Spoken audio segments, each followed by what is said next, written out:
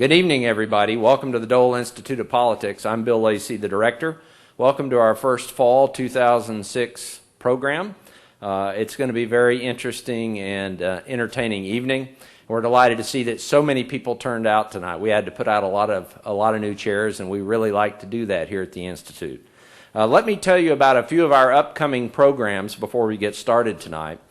Next Thursday night, the 14th of September, our guest will be Rod Smith, who is a Republican Party fundraiser. Rod Smith is a billion-dollar man. By that I mean he's raised over $1 billion for Republican Party committees and causes over the course of his long career. He's written a fascinating book on campaign finance reform, and in essence what he argues is that campaign finance reform is actually counterproductive and that it keeps candidates without means from having an opportunity to successfully seek office. He's done a lot of research. He's got a lot of facts to back it up. It's going to be a very fascinating opportunity to hear from a behind-the-scenes person who's had an enormous effect on politics throughout his career. That's next Thursday night at 7:30 p.m. On September 21, we will be having a Constitution Day panel on interpreting the Constitution. I will not go through all the guests, although the panel is extraordinarily strong. Lots of wonderful people are on that panel, and we would encourage you to take a look. Hopefully most of you got the information on your program or could pick up the flyer that describes the September programs that has a list of our panelists. We will have a white glove tour of our archive on September 23. For those of you who haven't done that yet, you get to actually go down into the archive, into the non-public areas, led by our archivists, our staff archivists here at the Dole Institute. It's really a fascinating tour and a fascinating opportunity to see firsthand how that works, and would encourage you to take advantage of that. Please do call here and ask to make a reservation for that tour if you want to be part of that. But we'd love to see you here. Now, finally, on September 27, by the way, we do have a number of wonderful programs scheduled for October and November, and we'll be announcing those later. On September 27, we have a very special event that we're going to announce soon. I can't tell you who it is tonight, and I'm not going to tell you tonight that it's a former Secretary of State. But I will tell you, however, it is a program that you will all want to be part of. It will be held over at the Lead Center at 8 p.m. September 27th, and we hope to be able to announce in the next couple of days the actual person who will be part of that. I want to tonight point out to you that we have two fellows at the Dole Institute. Our Democratic fellow this semester is Ed Quick. Ed, why don't you wave at everybody? Let's give Ed a hand here. Ed Quick has a long and distinguished career in Washington, D.C., and recently moved to Lawrence. He worked for he was a chief of staff for Senator Thomas Eagleton. He was the legislative director for Senator David Pryor. He was on the Postal Rate Commission, among other roles in Washington. He is going to be leading a study group on Wednesday afternoons at 4, starting September 20th. Is that right? Okay. It's hard for me to keep all that in the old noggin anymore. On the culture of Congress. We're actually changing the name from study group to Political Power Hour, because our students felt that made it sound a little bit more attractive and a little bit less about studying and more about learning about politics. But it's an opportunity for students especially, but also townspeople, to come and listen from experienced political practitioners talking about what they do. And Ed's group is going to really explore the culture of Congress, what goes on, how Congress interacts with different federal agencies, and it should be fascinating. Our Republican fellow is actually on a film shoot right now with Kevin Wilmot, who some of you may know from our film department. But his name is Scott Richardson. See, he's had a wonderful career and a bunch of interesting jobs, including being deputy press secretary for Bob Dole. He will start his Political Power Hour on September 28th at 4 o'clock. That's Thursday afternoons. And Scott is going to do one on Bob Dole, the Senate years. You'll get to really hear from a lot of interesting guests and learn about Bob Dole and Bob Dole's career. But we'd encourage you to take advantage of all those program opportunities here at the Dole Institute of Politics, and always feel free to call us or to check our website at www.doleinstitute.org to find out what's coming up next. Let me begin tonight by thanking our co-sponsors, the Chancellor's Office, the College of Liberal Arts and Sciences, the Center for East Asia Studies, and the Center for International Business Education and Research. They're our partners in our program tonight, and we appreciate their support. On July 4th, North Korea fired a series of short and long-range missiles designed to show its nuclear delivery capacity. The test was widely viewed as disturbing, if inconclusive, demonstration. So, is Kim Jong-il a bully capable of launching a nuclear war, a petulant child shooting off his bottle rockets on the 4th of July, or simply something else, which I think most of us probably would think? But we're going to hear from the experts about this tonight, and that's why we came up with our program tonight, Rocket Science, North Korea, the Bomb, and What to Do About It. We have an incredibly impressive panel of experts to discuss this situation as it currently exists in North Korea, to talk about the importance of diplomatic efforts involving Japan and China in helping us resolve this situation, and also what our strategic options are. You may recall that our Associate Director of Programming, Professor Jonathan Earle, is teaching at Occidental this year. That's out in Southern California, and I'm sure John is going to come back to Lawrence next year as a surfer dude. But in the intervening time, I'm very lucky to have found a wonderful replacement who enjoys and understands our mission at the Dole Institute and has, as a former fellow, brought a number of fascinating programs to the University of Kansas. Stephen Jakes is a savvy, seasoned national Democratic operative who has worked on the last 8 presidential campaigns and has served in both the Carter and Clinton administrations, and we are indeed lucky to have him on our team at the Dole Institute for this next coming year. Please give a warm welcome to our Director of Programming and Communications, Mr. Stephen Jakes.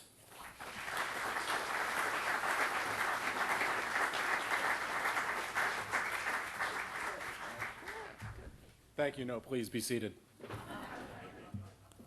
You'll forgive me. I've written this down. It's the first time in my life I've ever written down anything that I've spoken because I didn't want to miss one whit of what we have to say about our guests. We are truly privileged to hear from 3 individuals who combined represent over 100 years of top national and international experience in their fields. It's just an incredible evening we have tonight.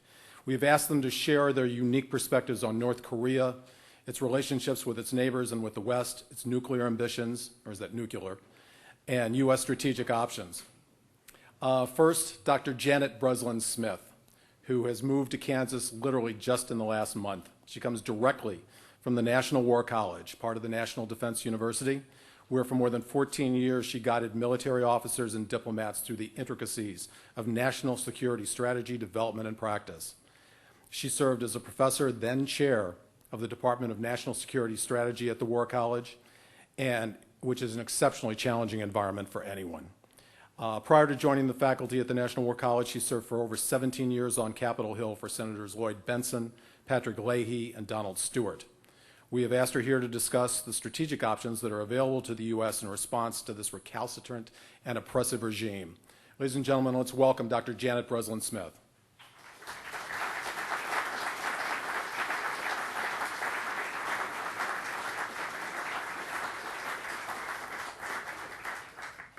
Obviously, she started working on the Hill at the age of 8.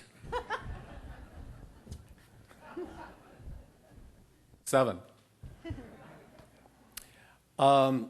We are delighted this evening to have this year's, the 2006-2007 University of Kansas Chancellor's Lecturer, Mr. Takao Shibata. He's here to discuss the regional impact of North Korea's actions and rhetoric and the responsibilities that its neighboring states have in developing solutions. He is uniquely qualified to speak on this issue. Mr. Shibata most recently served as Consul General for Japan in Kansas City and has held senior positions in diplomacy and economic development throughout the world, including Sweden, Pakistan, Nigeria, Zimbabwe, and the United Nations, as well as in his home country. He is here at the university through October 11th. I hope all of you will get a chance to hear him some other places here in a variety of venues. He's going to be sharing his expertise with students and faculty on a breathtaking variety of international relations topics. Ladies and gentlemen, please let's welcome the honorable former Consul General to Kansas City from Japan, Takao Shibata.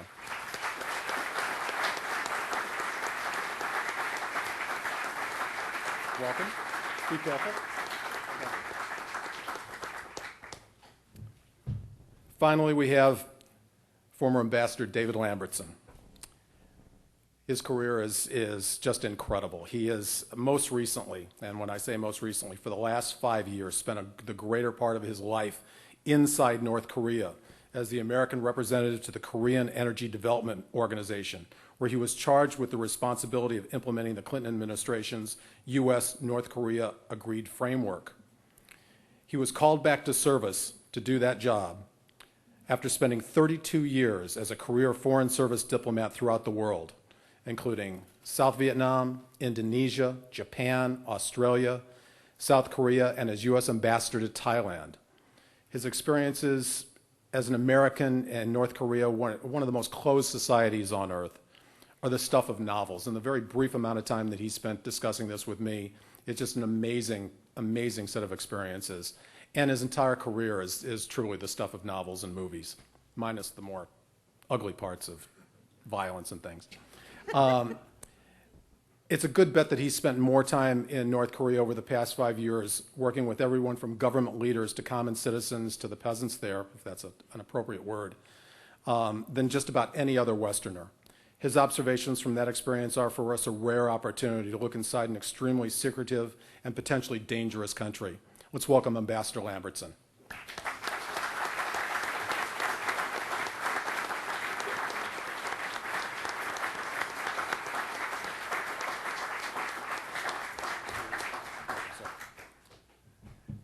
And we'd like to ask Ambassador Lambertson to start this discussion tonight with his observations from inside North Korea and from his 32 years of service. You can do it from seated or from standing. I'll stand. I think this is the size of this audience warrants standing up. A very impressive audience, and I want to thank the Dole Institute for the great advertising that they did, and all of you for turning out to listen to us talk about what is a pretty interesting topic. My assignment tonight is to say something about what North Korea is like, and I'm happy to do that. I also have a couple of observations at the end about the problem of the day, the nuclear weapons issue.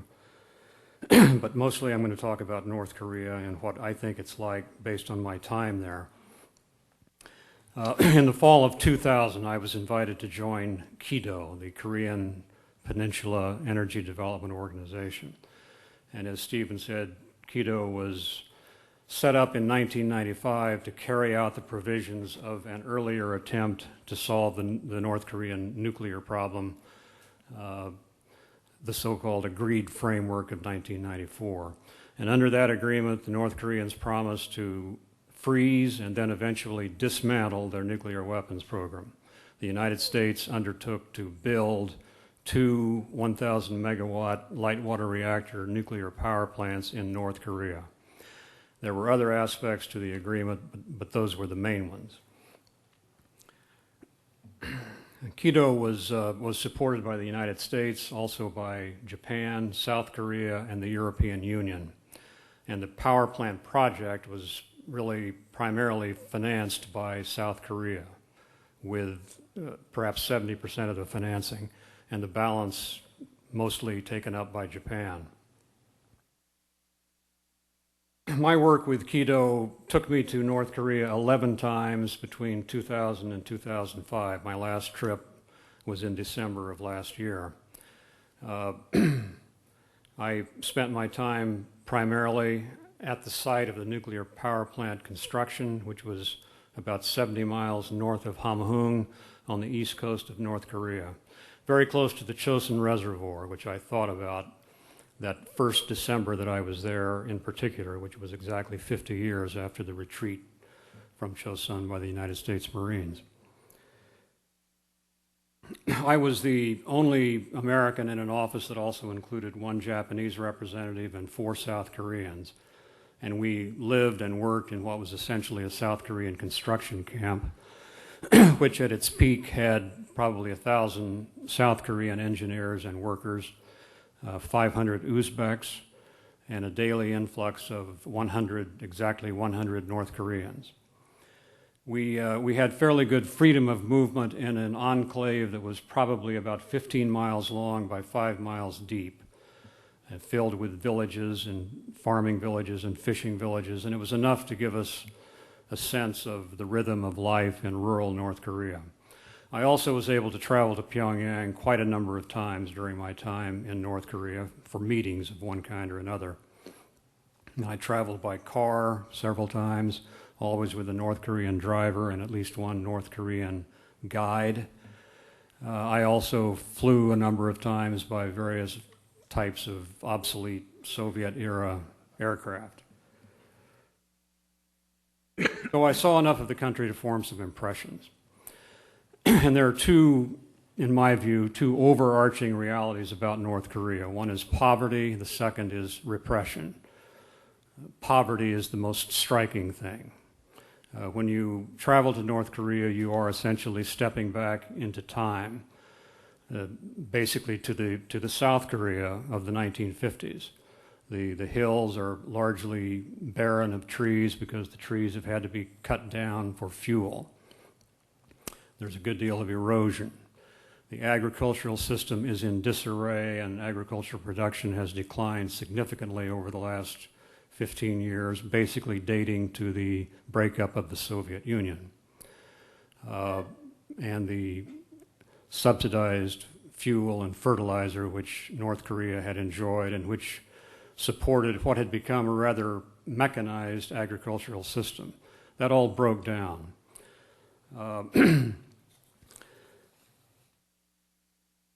In the late 1990s, mid to late 1990s, those factors, that is to say the shortage of fuel and fertilizer, combined with a breakdown in the government's distribution and rationing system and exacerbated by some very bad weather, resulted in a famine in which at least 1 million people died and perhaps as many as 2 million out of a population of 23 million in North Korea.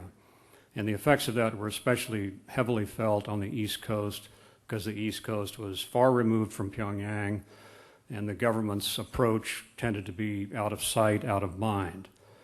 And so today in North Korea, in rural areas, one of the sad lingering effects that one can see is that children are much smaller than they should be for their ages. Fuel shortages mean that factories in North Korea are idle, fishing fleets stay in the harbor, apartments and houses have electricity only sporadically. Life is very, very hard for North Koreans, especially in the wintertime. The residents of Pyongyang, which are the regime's favored people, fare somewhat better than their rural cousins, but only relatively speaking. And Pyongyang's modernity is more of an illusion than a reality, in my view. I can only surmise how bad the political system is in North Korea, how repressive it must be, and how difficult it must be to live under, because no foreigner can have any meaningful contact with an ordinary North Korean citizen. But the influence and the control of the Korean Workers' Party and various intelligence agencies are pervasive right down to the village level. Where I lived, that control began with loudspeaker harangues at 5 o'clock in the morning, every morning, except those blessed mornings when the electricity was out, in which the news would be presented, the virtues of Kim Jong-il would be extolled, and the United States would be vilified, so I'm told by people who could understand them. That sort of control continues throughout the day for North Korean peasants. They are assigned work details, to work on the road, to clean irrigation ditches, to work in the rice paddies, to refurbish monuments to Kim Il-sung. It's a very controlled life. There is no individual initiative really allowed. Travel is very strictly controlled, even from one village to the next. And of course, any sign of wavering loyalty to the regime is very harshly punished. Food staples are still distributed by the government, although there's been a certain liberalization of the system, a very slight one. Basically, the government distribution system is still important, and political purity is what determines whether a person receives enough or does not. The regime in recent years has permitted private garden plots, and they have proliferated. They're everywhere in the rural areas, and even in Pyongyang they can be seen. And there are also farmers' markets where families can exchange surplus items. These are encouraging signs of change, but I think they're very limited in scope and meaning. I don't think the regime has really made any sort of significant commitment to economic reform.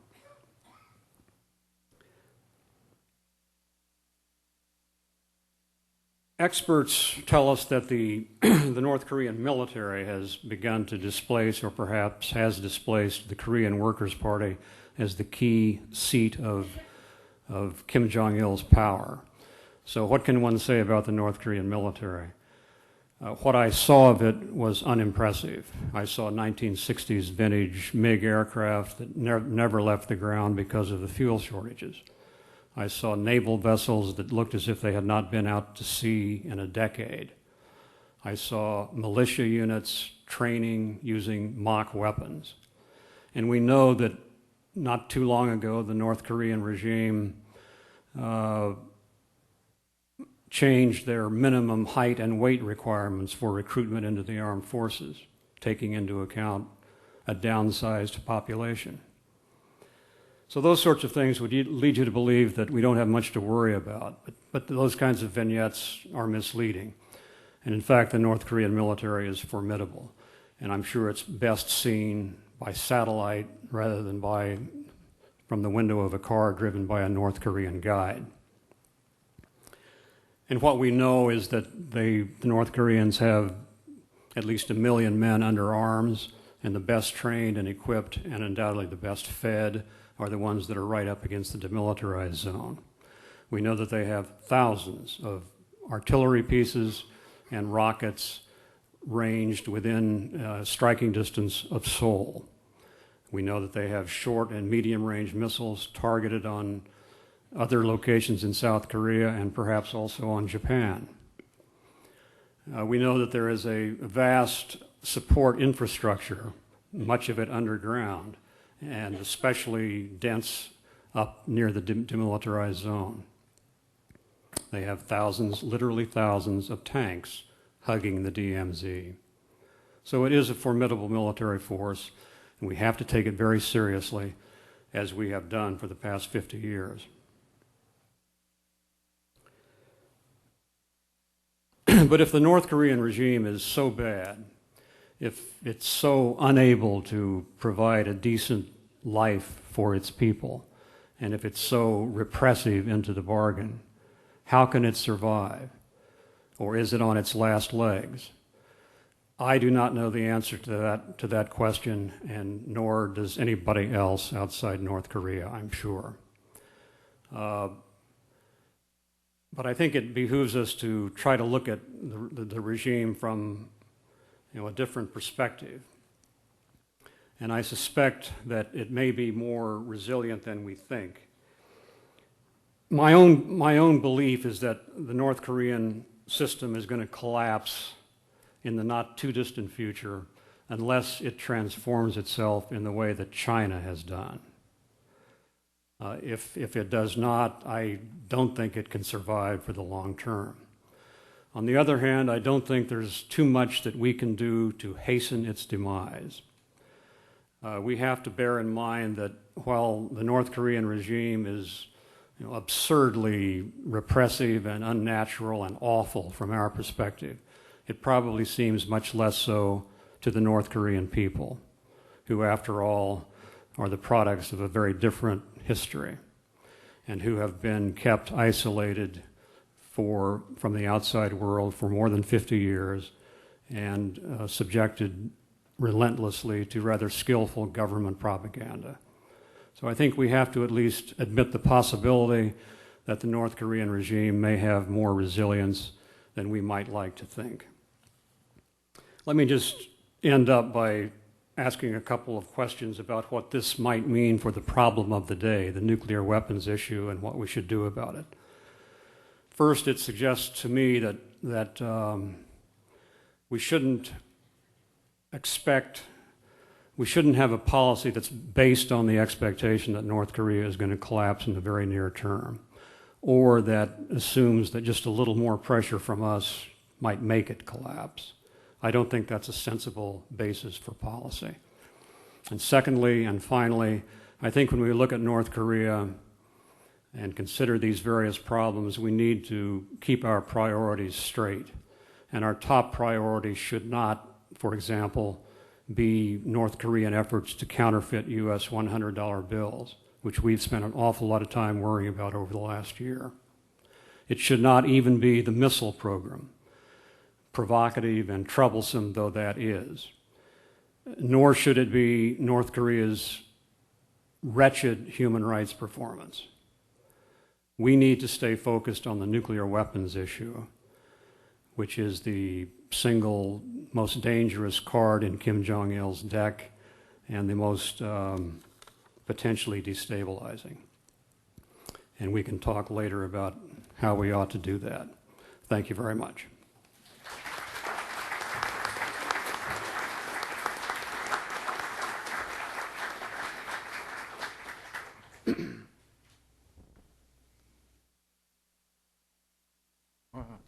It's my turn? I believe it is. Okay. All right. Thank you.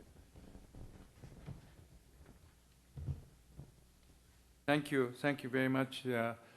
I am truly honored to be invited this evening to be able to participate in this panel discussion. As I was introduced, I was based in Kansas City just 2 years ago, and I had an opportunity to be here also. So I'm so happy to be back. I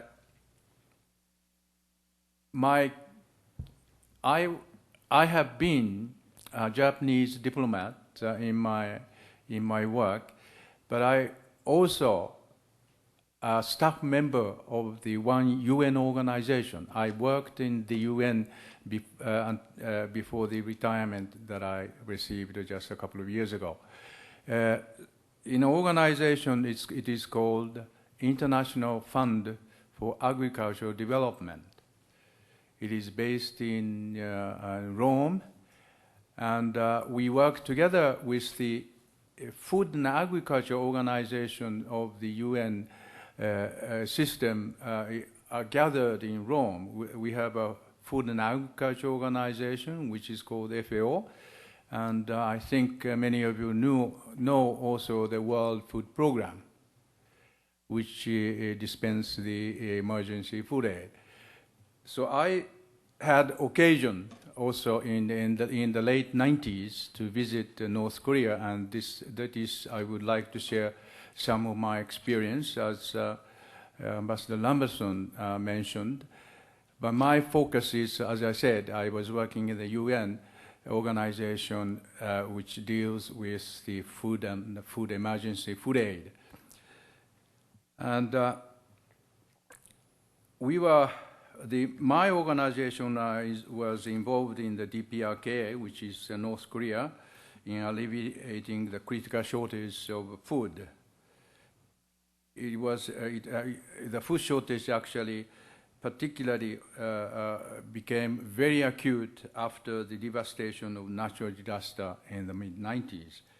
And since mid-90s, until last year, total value of emergency food aid was amounting to almost $2 billion, which was dispensed by the World Food Program, and partly through my organization and also other organizations who deals with the children on vulnerable groups. And there is little doubt that the enormous emergency food aid, which the international organization, the international community, through the UN organization, conducted in North Korea, actually there is little doubt that widespread starvation has only been averted a little bit modestly, even modestly, averted by the food aid from international community for the first 10 years. The food scarcity is devastatingly a situation.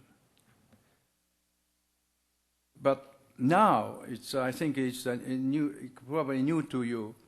The North Korean government asked the WFP, which is World Food Program, who's been dispensing food aid, asked the WFP to end the emergency food aid. And this was, they were citing as a reason that there was an economic upturn. There was a slight increase of agriculture production since the late 99 and year 2000, into the 2000, I think, started a little bit of a recovery of agriculture food production. And also they are also citing as a reason of very intrusive monitoring of the food aid distribution in North Korea. You see, the UN organization has spent a lot of time to discuss with the North Korean government to make sure that the foods are delivered to the needy people. So we normally conduct a quite intrusive monitoring, and probably as the food shortage became less acute, they were asking the UN organization to terminate the emergency food aid to revert to another recovery or reconstruction kind of aid. But large food deficits still persist, and according to our UN organization's crop and food assessment, domestic production still falls well below the minimum food needs, and a cereal deficit, which is a food grain deficit, is estimated at close to 1 million tons. Where are they going to get the million tons from?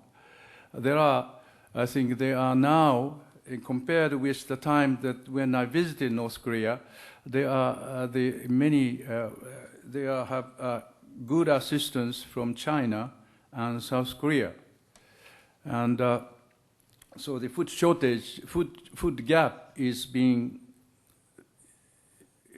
filled by bilateral assistance, particularly coming from China. And also there was a domestic production increase. But we still doing, the UN organizations are still doing the related assistance to North Korea. I just wanted to mention that the situation became better, but still the people of North Korea are facing the very precarious food security situation, which they are particularly in the rural area, as Ambassador Lambertson mentioned, they are facing literally starvation. And my organization has been active in supporting projects to improve food security. In other words, the food security in terms of the increase of cereal production, but we were trying to diversify crop. And we were working with the cooperative farms, which is collective farms. And as opposed to state farm, there is a different type of farm. Cooperative farms are a little bit more autonomous than the other type of farms. So they have, cooperative farm offers an opportunity for farmers. And I think that Ambassador Lambertson mentioned about the private activities in their farms. They are allotted private lots, about 25 square meters, a small plot of land, and they can grow whatever they want, and the products from privately produced are being marketed in the what you call farmers market, which is an informal black market. We came up with a very unique project in North Korea. We means that the organization I was working, we came up with a very small sort of a financing microcredit scheme in a selective cooperative farms to encourage the use of these private plots, and in order to increase the food production and diversify the crops and others. I actually visited to observe how our project were doing. And I had the opportunity of visiting several cooperative farms, both in the, we didn't go to the eastern side, but I think we go all the way up to northern part of northwest part of the North Korea, and with several also. So in other words, I had a very rare opportunity to visit the rural area and talk to those farmers who are really struggling to survive.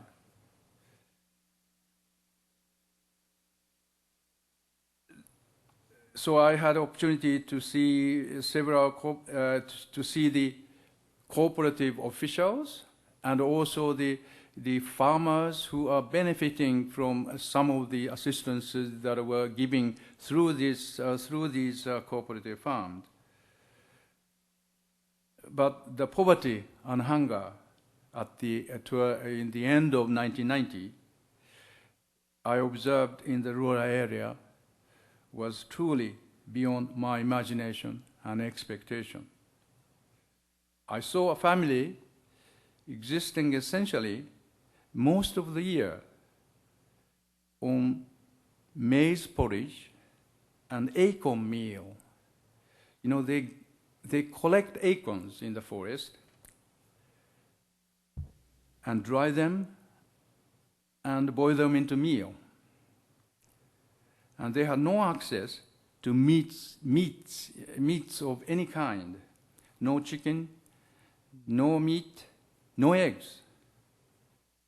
So we tried to assist several cooperative farms to rear chickens.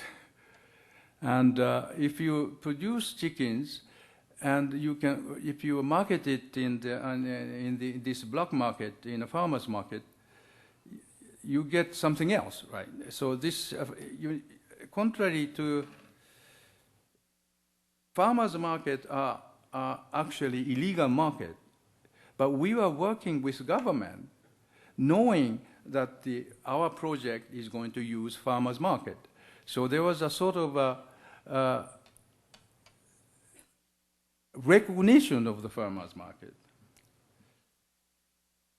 And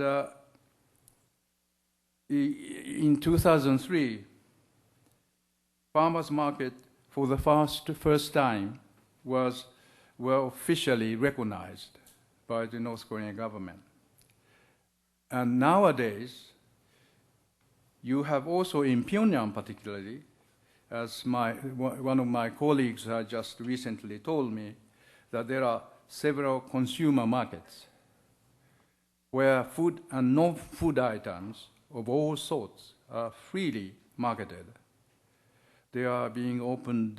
So there is a increasing use of market mechanism to distribute food to people because their public distribution system is not working. So I would say these are the developments that I think UN organizations tried very hard to encourage in North Korea. And in that sense, I'm quite happy to see these things are now officially recognized. You see the market economy is being gradually introduced into North Korea. I would say that the people in North Korea are now learning the bitter taste of market economy for the first time of their life. It is not that easy to cope with market, and food prices are skyrocketing right now in those consumer markets, and the salaries are not catching up. So you are creating again another serious situation. And I find it difficult also to seeing those dire poverty in North Korea. It's difficult to reconcile the two contrasting images of North Korea. One of the impoverished, starving people, the other of a bold gambler of nuclear brinkmanship. But I think they are both sides of the same coin, and we have to deal with the coins by addressing its two sides. While criticizing the regime as tyrannical, and it's a tyrannical regime actually, but at the same time, I think it is very important for the international community to show sympathy and solidarity with the suffering people of North Korea.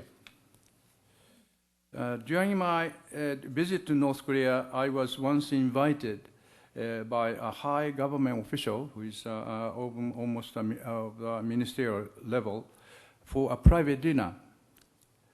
I was visiting North Korea as a member of the UN organization, but I'm sure that he invited me knowing that I was a former diplomat of the Japanese government. I found the conversation very interesting because he was trying to convince me in an indirect, circumventive way that it was important for Japan and other countries to recognize North Korea, which is Democratic People's Republic of Korea, as a sovereign nation, which would exist for the foreseeable future. Lamenting the perception or the tendency of many outsiders to regard DPRK as a sort of a transitory nation which would eventually disappear from the map of the Korean Peninsula. If you have that, it's a pathetic perception you have, you could understand how people, the regime is vis-a-vis the interventions coming from the outside of the country. So they interpret everything as threat. Many of you may recall there is a six-party talks going on in order to resolve the nuclear issue. In the course of this six-party talks, I think it was last year, North Korea angrily reacted to the outpost of tyranny remark made by Secretary of State Rice, and it resulted in the refusal on the North Korean side to participate in the next round of six-party talk. But later, after the remark by the same Secretary of State that she was not denying that North Korea was a sovereign nation, eventually the U.S.-North Korea consultations resumed, leading to the fourth round of six-party talks that produced the first joint statement in which North Korea agreed to verifiably abandon all nuclear weapons and existing nuclear programs. So if you are confronting with that kind of nation, what you are confronting is a kind of nation is a little bit psychopathic. And they place very high stake on its dialogue with the United States. So the resolution of this nuclear issue is, in the resolution of nuclear issue, I believe the U.S. engagement is really the key. And let me turn a little bit briefly on the Japan-North Korea relations. Many of you may have heard about the abductees issues. Our bilateral relations have been plagued by this abductee issue recently. But we've been conducting a number of normalization talks since the early 1980s, and a breakthrough of a kind was achieved by the historical visit of the Japanese Prime Minister to North Korea in year 2002. And summit talks with Chairman Kim Jong-il, which produced a Pyongyang Declaration. Declaration is, apart from the surprising admittance of North Korea of the abduction of Japanese national, is an important step towards the normalization of two countries, and of very historic significance in the sense that it has taken so many years after the war, so to say, before the two countries ever could sit together and talk to each other. Declaration promises Japan's economic cooperation after the normalization and the overall resolution of nuclear issues and the moratorium on the missile launching. Prime Minister Koizumi again visited North Korea in 2004 again to reinvigorate the normalization talks and pave the way for the resolution of issues that are hampering our normalization discussions. So the two leaders just reconfirmed the declaration that we reached agreement in 2002, including the nuclear missile issues. And I think it is important that at that time, Chairman Kim confirmed that the primary goal for them, is the denuclearization of the Korean Peninsula, and North Korea intends to make efforts toward a peaceful resolution through the six-party talks and reconfirmed moratorium on missiles, launching of missiles. And probably some of you may know that Prime Minister eventually succeeded in getting the 5 family members of the abductees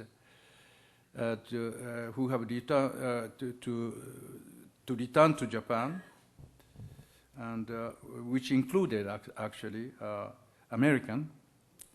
His name is Corporal Jenkins, a former U.S. soldier stationed in South Korea, he was many, many years ago, in 1960s, I think. Japanese government explained this policy stance vis-à-vis North Korea as dialogue and pressure. For me, I think this would probably be the only and best option that is currently available to Japan. In this, I believe the importance of the US-Japan alliance cannot be overemphasized. So I wanted just to share some of the sentiment, some of my experience in North Korea and what Japan is doing. Thank you very much.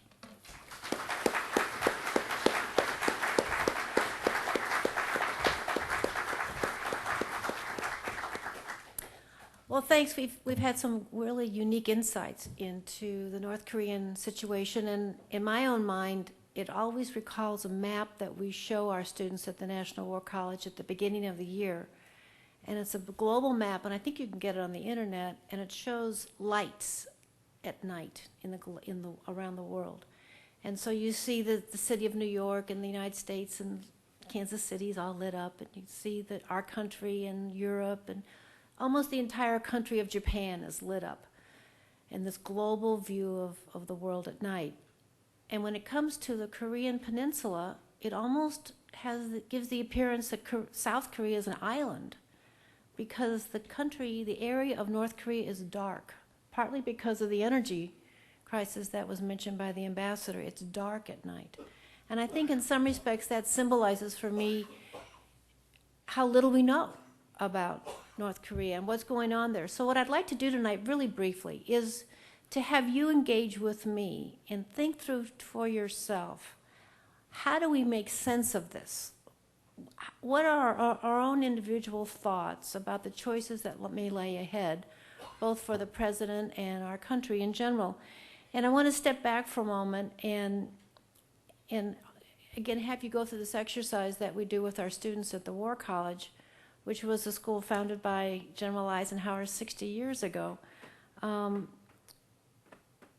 And I think your involvement in this exercise with me is important, because the democracy that this lovely institution recognizes depends on public support for foreign policy. So let's all think together about how do we see some of these issues. And again, at the War College, we always start with the notion of what is strategy and how do you think through these questions. And we begin with, and again, just mull this over in your own minds. When you look at the world, ask yourselves, what do we think motivates men to act, men and women? But what motivates action? Are people motivated by, in response to force? Can people reason together? What is the relationship between those two things? What are your assumptions about that? Again, what motivates nations to act? What's the dynamic of the international situation right now? And as you reflect about this is a changed world from certainly when I grew up. The Cold War is over. That period, we look back kind of with nostalgia of the 90s, where the Cold War ended, but new threats were vaguely on the horizon, but we were in a period of prosperity and relative peace. What's the world like today? And mull that over in your mind. We always know that nations themselves act to enhance their own national interest. And every nation of the world basically shares the same set of national interests: survival, economic prosperity or economic well-being, and the enhancement of their values. Certainly as Americans, we know our value system and what we would like to see actually the world take on. But every nation, the Korean Peninsula has a distinct culture, and North Korea certainly does as well. And so what's their perception of this issue? And as you think more deeply about these questions, there's an activity that military officers engage in called red teaming. And what that really means is putting yourself in the shoes of the other side. So take a moment now and imagine you are a North Korean, and how do you see the foreign policy objectives of your country? We just heard an excellent example. If they perceive that their nation is so tentative that it may not exist in the future, what does that do to your perspective of threat? We know that, obviously, from everything we've read through the intelligence community, that there's a desire on the part of the regime to survive. There's some speculation that whatever foreign assistance they receive, including food aid, is just being used to enhance, again, their own survival. I think it's useful for us to, since we've had such a long relationship with this problem, reflect a few moments. Do you think that North Korea has a goal of expanding international communism? It is one of the few nations left in the world that identifies itself as having a communist system. Do you see them having that goal of expanding an international communist system? If we do see that they have this desperate economic situation, poverty and hunger, does that change then our view of their desire to sell what seems to be the only product they seem to make, which is weapons of mass destruction and missile technology? They're not exporting food as far as I can tell.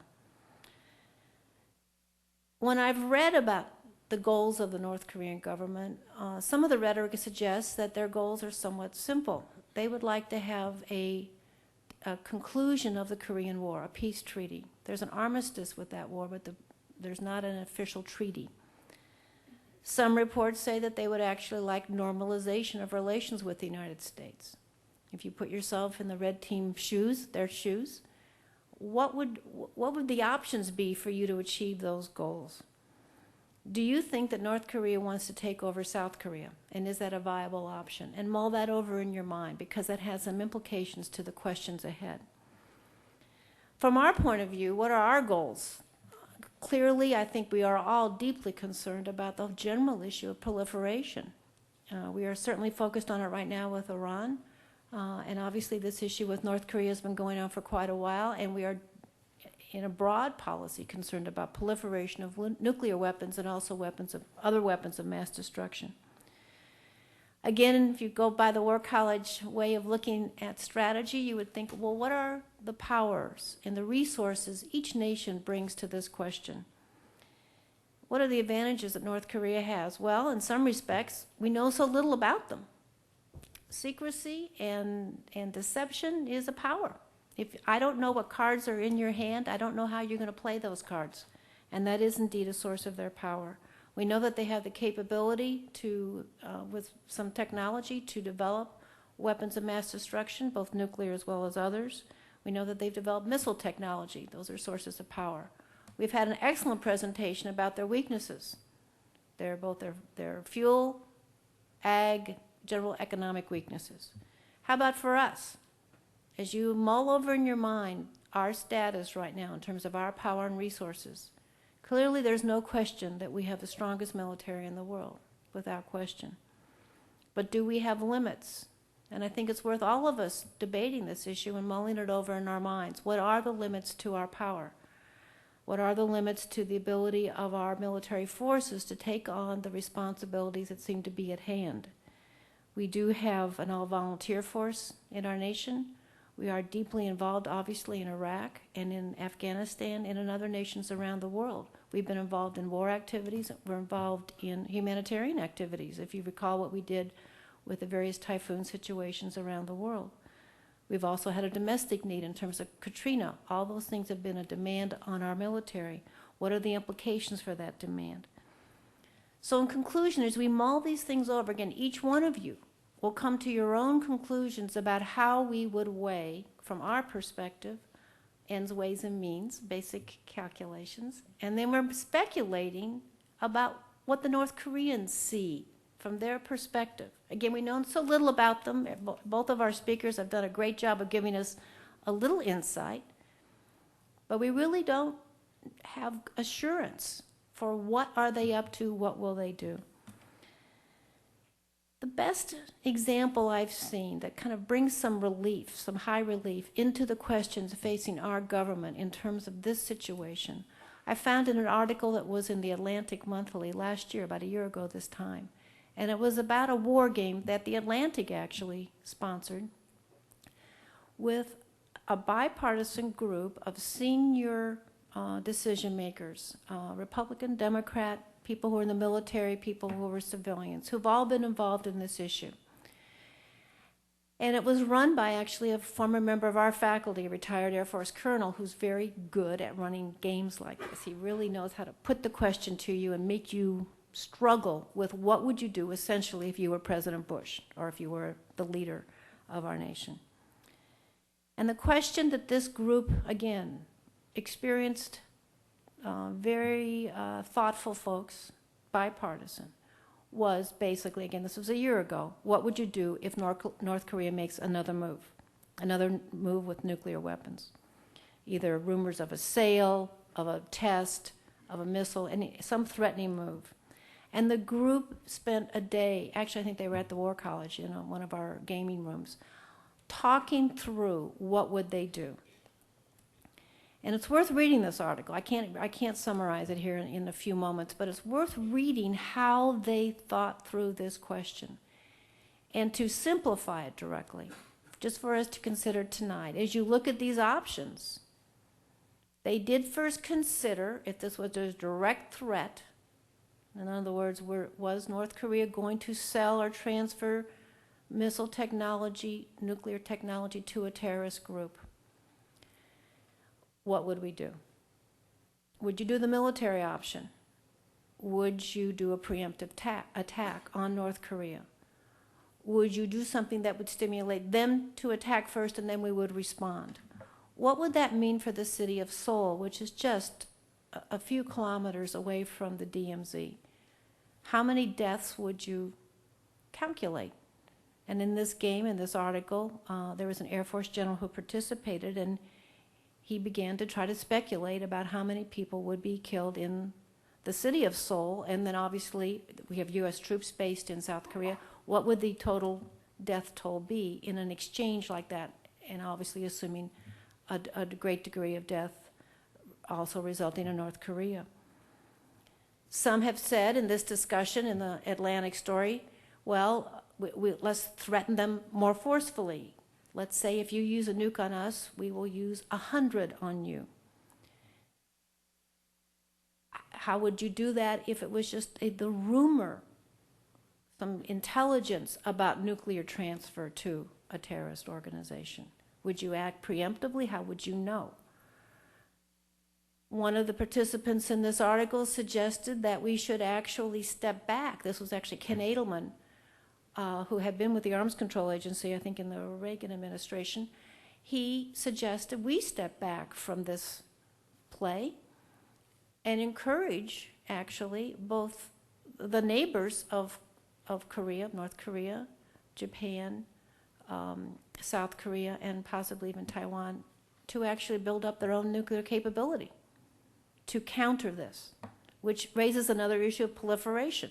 Do we want other nations in Asia to have a nuclear capability? Do we see that as a balancing safeguard, or do we see that as increasing our insecurity?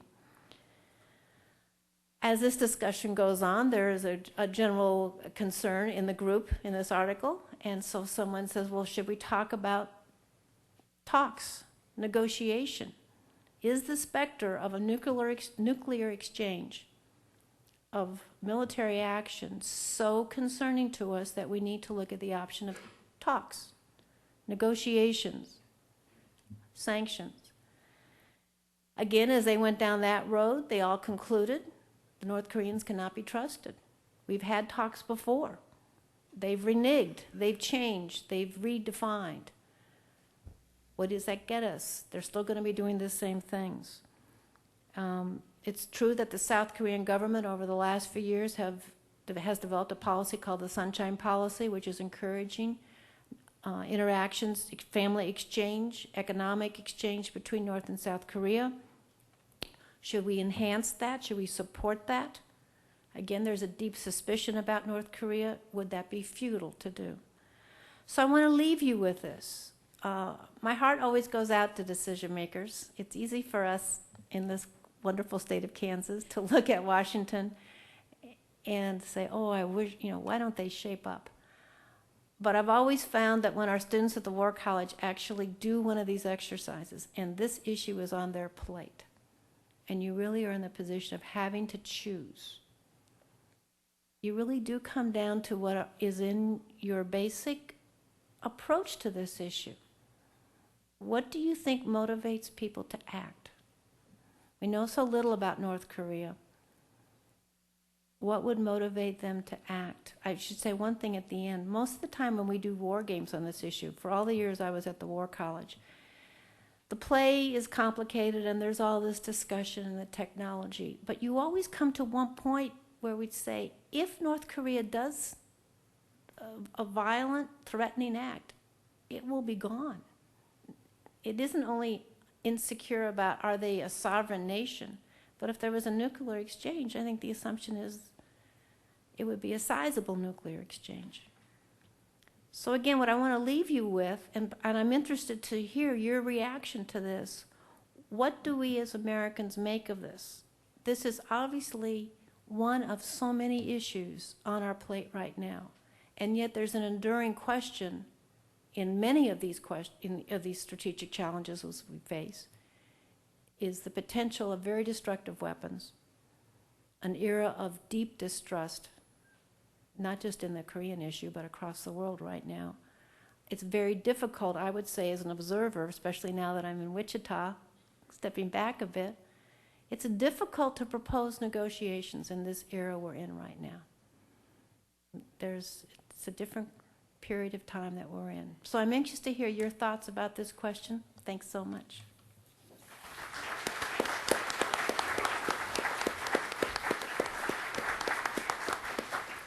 We're going to take questions from the audience now, and I just wanted to give you our ground rules. Here we have 2 ground rules. First of all, if you have a question, please raise your hand, and one of our lovely assistants, Brady or Lindsay, will come and bring you the microphone. And the second ground rule is please don't make a speech. If you've got a question, the only exception to that rule is if it's a compliment. Our attention span and our patience grows by leaps and bounds, depending on the size of the compliment. But other than that, if you have any questions, please raise your hands.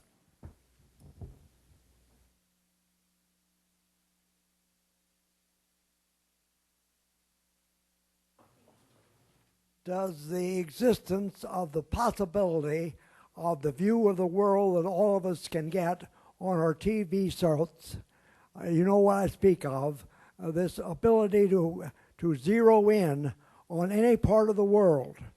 Does this help or hinder the free world, or does it help the terrorists more?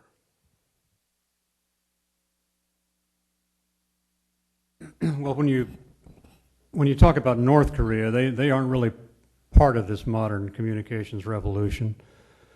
Within North Korea, communication is strictly controlled, and the people of North Korea don't have the ability to zoom in on what might be happening in some other part of the world. Information is very tightly controlled. Perhaps that's not what you were getting at. But it's not really, the communications revolution really isn't relevant for North Korea and North Korean decision makers. They don't have to worry about what their people are thinking about what might be going on in Iraq or elsewhere. Do they have internet access? Pardon me? Do they have internet access? Well, a small elite in Pyongyang is rumored to have internet access, but the people at large certainly do not.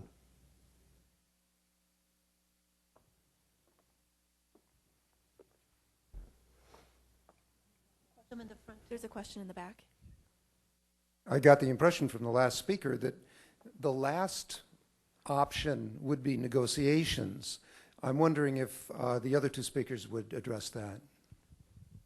Well, I read the same article, Janet, that you were talking about in the Atlantic, and the thing that struck me was that with the exception of the Air Force, retired Air Force general, who thought we could do a preemptive strike and we ought to be able to accept, I think, 100,000 casualties in the first couple of days, no one wanted to go that route, including Ken Edelman, who some of you might remember was quoted as saying Iraq would be a cakewalk for the United States. So I was kind of encouraged, frankly, by that new realism on the part of Edelman, and I hope it's shared by a lot of other people of his persuasion. And also, I didn't mean to suggest that it was the last option. It was just the way I listed it. They were debating both of these things throughout the game. I don't see any other solution. I mean, this is the only way that is to have dialogues with North Korea and to see what happens. And it's the last thing, but I think it is the only one possible.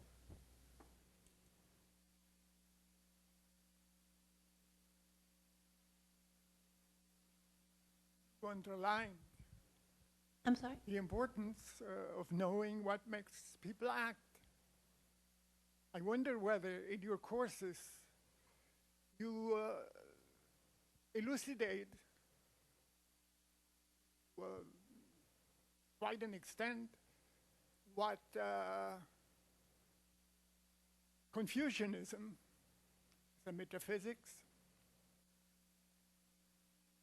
what this metaphysics played as a role years ago before the establishment of the socialist government in North Korea and in China. Do you?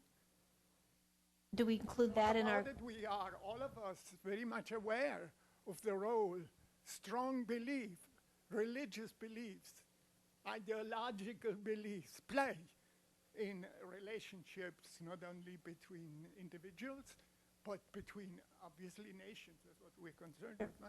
Right. So, do you consider that? Do you teach Confucianism? Do you try to relate it to the creation of a socialist state in China and North Korea? I don't know if you all heard the question. The question was specifically about this issue. Do we teach Confucianism? In other words, do we teach the cultural, religious context in which a nation should be understood? We don't have a specific class on Confucianism, but we do have a course that's called the Geopolitical Context, in which we go take region by region in a broad sense, because we only have 10 months to do this program, the cultural, the religious, the philosophical traditions in the various regions of the world. We also have an opportunity for the students to travel to various places around the world, study those regions, and then go in a period in May and have an in-depth focus on that.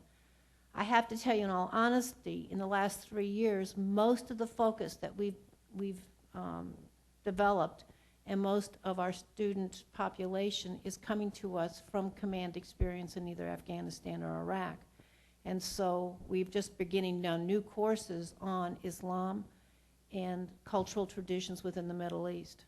But we do have specific classes on the Korean, the North Asian region as well, which do include religion, because it is part of the motivation for action.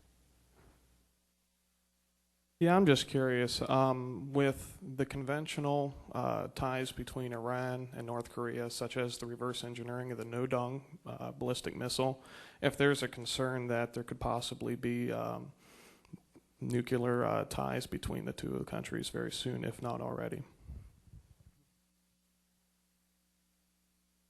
I think that is a concern. It has been all along, that there's been a kind of cross-fertilization on both nuclear and missile technologies between North Korea and various places in the Middle East, including Iran. And that is a dangerous possibility. And the press has also mentioned the previous activities with Pakistan. Right. Question down here in the front.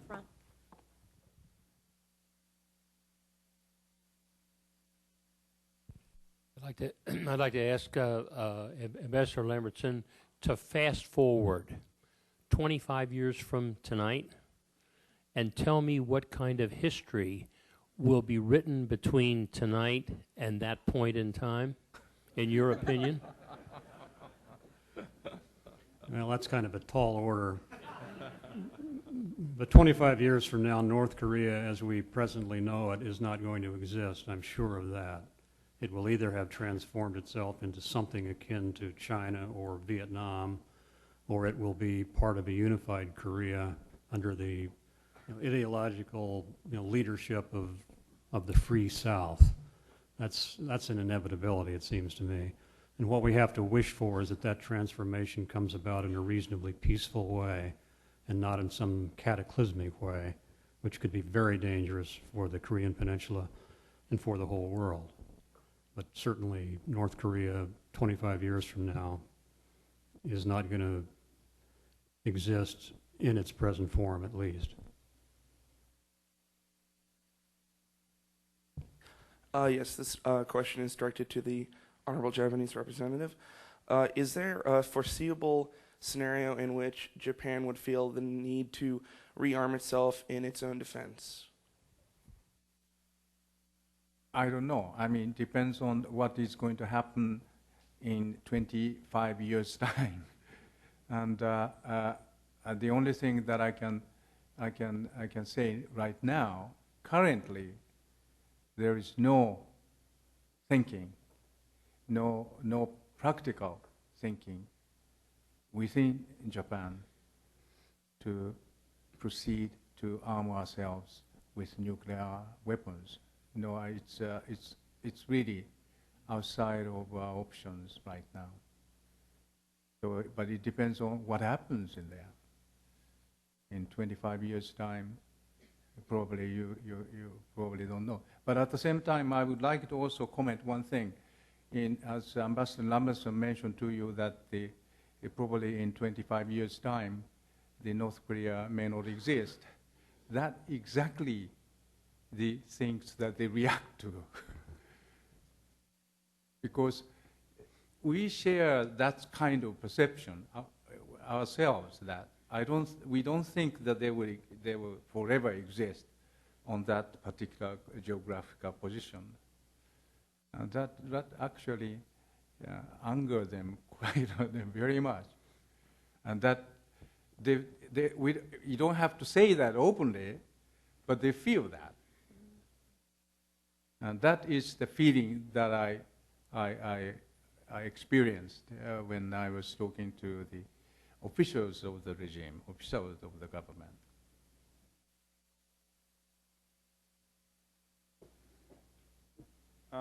Listening to this discussion and thinking of North Korea and Iran, I wonder if the spread of nuclear weapons could be stopped.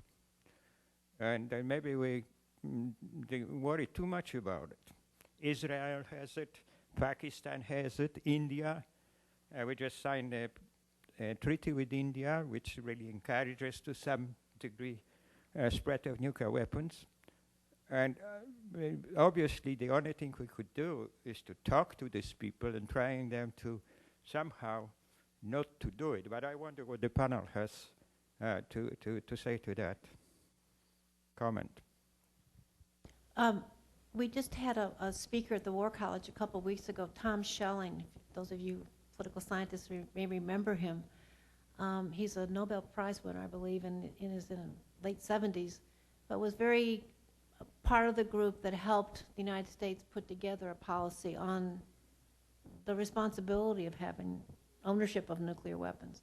And in his talk, he made reference to that maturing process that happened for us over a period of time of the discovery, the development, the expectation of what nuclear power could bring. And he was kind of reminiscing about how could you rekindle that experience of learning together. This is a responsibility, these weapons of immense destruction. They're obviously weapons of influence. And he discussed the idea of taboo in the past, and he's written about this extensively. And so there was some sense of how would you recreate, if you cannot keep the genie in the bottle, an education process, a process of thought, of responsibility. But it's an open question about is it, as you say, the technology, so much of this technology is to be had.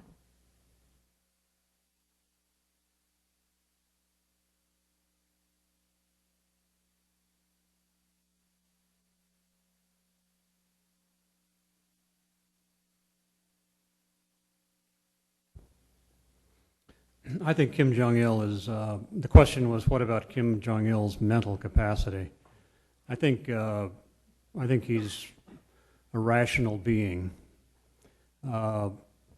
He operates in an awfully strange context, and the world, as viewed from his bunker, must look very different from the world that we see. But I think he is rational, and I think we have to assume that, otherwise the talk of negotiating with him would be kind of ridiculous. And I still believe that negotiation is the key to some resolution of this nuclear crisis. And it might not be a perfect resolution. You know, there might not be an outcome that absolutely assures us that all of the nuclear weapons are gone, or that their capability to build new ones has been defused. Maybe that's asking too much. I don't know. That obviously would be our objective in negotiating with the North Koreans, as it would be presumably in negotiating with Iran, should we get to that stage. But we clearly have to have as a going-in objective the complete, unconditional, verifiable, irreversible dismantling of North Korea's nuclear weapons program. The trouble is for us, we don't know exactly where all of it might be.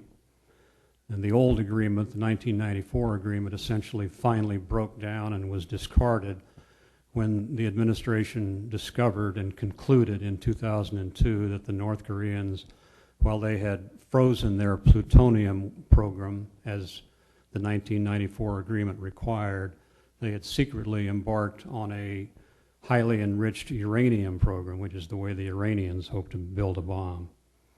And we're convinced that they have that program. The North Koreans initially seemed to admit it, but then denied it. But I don't believe we know where it is. And so to get a complete resolution of the issue in a negotiation, you'd have to get the North Koreans to admit something that they're probably never going to admit, and then verifiably dismantle it. So it's going to be a very tall order to get, you know, the kind of crystal clear solution to this issue that we would all like to see. Perhaps it's still possible, but on the other hand, maybe it's not.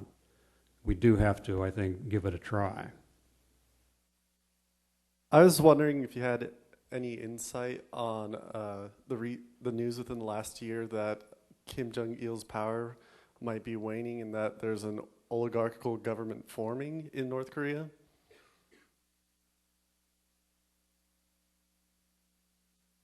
I agree with Ambassador Lambertson that the Kim Jong-il is not a mentally quite capable person, rational. He is seeing things from his own, only from his bunker, and some of the things you may find it strange, but for him it's very rational thinking. And we don't know, and there was a lot of speculation of the succession to the Kim Jong-il, and he has sons.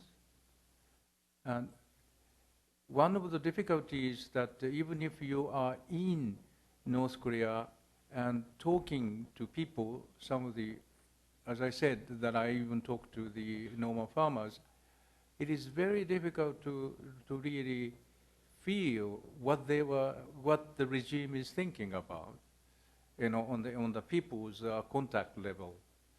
And so it is very difficult to judge what is happening about the question that you're posing, about what is going to happen in future, about the Kim regime. We don't know. That may be the answer. To what degree does Russia and to what degree does China enjoy this situation?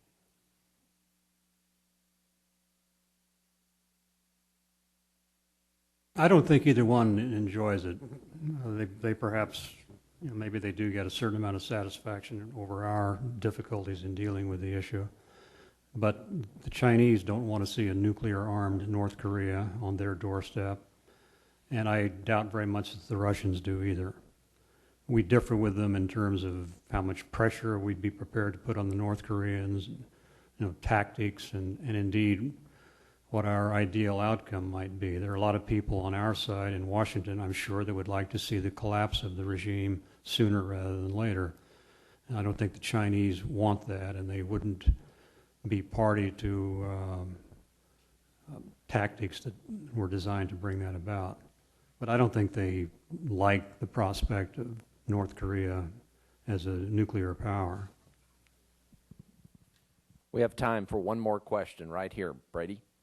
When we consider that nuclear weapons are primarily a political weapon and not so much a war weapon, has anybody got any ideas on how would the North Koreans use a nuclear weapon? What political purpose can they get out of it? Well, it may be that they believe they have to have it in order to deter the United States. Conceivably, they might believe that having a nuclear weapon would enable them to, invade South Korea without fear of retribution because they have a nuclear weapon that they could threaten South Korea or Japan with.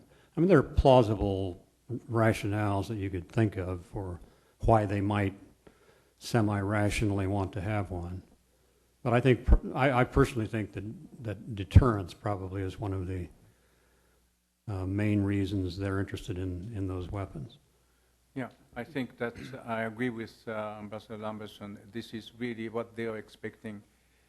I think they are what they are aiming for by having nuclear weapons is the deterrence, and it is world is completely different when you see quite different when it is seen within their country and what you see from outside. So I tried to share this experience that I had, that they tends to interpret many of the things as threat, many of the normal things that happens in relation to with you as threat to you. So I think that what they are aiming for is deterrence to make sure the regime survives. Just one other comment, not just about Korea, but I've noticed both in our students and as I think about this ourselves, that Americans tend to think of every day as a new day. And we don't focus on history that much. We don't look back. Other nations of the world have very strong and vivid memories of history. And so the discussion, those of you who are historians in the room know more about this than I do, but to the extent that the Korean government, the Korean people remember discussions about the potential use of nuclear weapons to end the war, the Korean War, have memories of that discussion. And also other weapons of mass destruction that were either used or talked about during the Second World War. So their memory, as you say, both of you have mentioned, their perspective on this issue is different than ours. And again, Americans, it's our optimism, but we tend to look ahead and think that we can wipe the slate clean and let's just go ahead together. It's what I love about our country, but not the rest of the world that has very vivid memories. Please join me in thanking our panelists for a wonderful program tonight.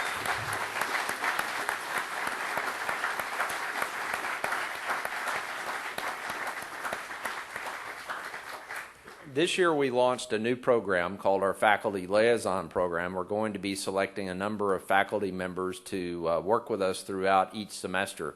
One of our first class of faculty liaisons is present tonight, Professor Don Hyder-Markell from Political Science. Don, where are you? Wave your hand at everybody. It's good to have you with us tonight. Again, thanks to all of you for coming tonight. We really appreciate you taking the time out of your evening to join us. Hope to see you next Thursday night. Thanks you very much. Outstanding. Yeah, thanks. Thank you so much.